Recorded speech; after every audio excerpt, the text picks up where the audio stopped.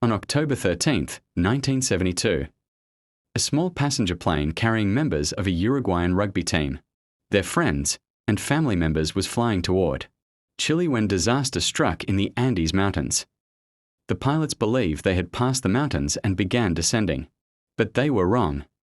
Suddenly, through the clouds, a huge mountain appeared directly in front of them. The pilots tried to climb, but it was too late. The plane crashed into the mountains and broke apart across the snow. Many people died instantly, but 29 passengers were still alive. The survivors were now trapped high in the Andes, surrounded by snow and freezing temperatures. They had almost no food, no proper winter clothing, and no idea where they were. They used parts of the broken aircraft to create a small shelter and tried to protect themselves from the freezing wind. During the day, they searched the wreckage for anything they could eat, while at night, the temperature dropped far below freezing. Then, about 10 days after the crash, they heard something that destroyed their last hope. The radio announced that the search for them had been called off. Nobody was coming to rescue them. Their food was almost completely gone, and they faced a terrible choice. If they stayed there without food, they would eventually die. After days of hunger and desperation, the survivors made an unthinkable decision. They began using the bodies of people who had already died as their only source of food. It was a decision they never wanted to make, but they believed it was the only way to stay alive. Then, just when they thought things could not get worse, another disaster struck. About 16 days after the crash, an avalanche buried their shelter while they were sleeping, killing 8 more people. The survivors were trapped under the snow for several days before finally managing to escape. Now, only 16 people remained.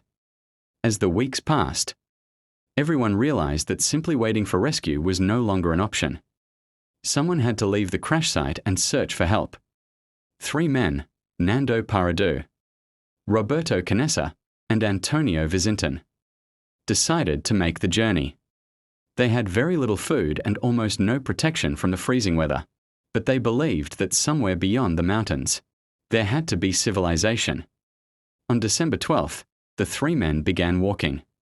After several days, Vizintin turned back so the remaining food would last longer for Paradu and Canessa. The 2 men continued climbing through one of the most dangerous mountain environments on Earth. They crossed mountains, walked through deep snow, and kept moving despite exhaustion. Eventually, they reached a high point and saw something that shocked them. Instead of seeing the valley they expected, they saw even more mountains stretching into the distance. They realized that help was much farther away than they had imagined, but they refused to turn back. After several more days, they finally saw something they had almost forgotten existed: signs of human life. They spotted a man on the other side of a river.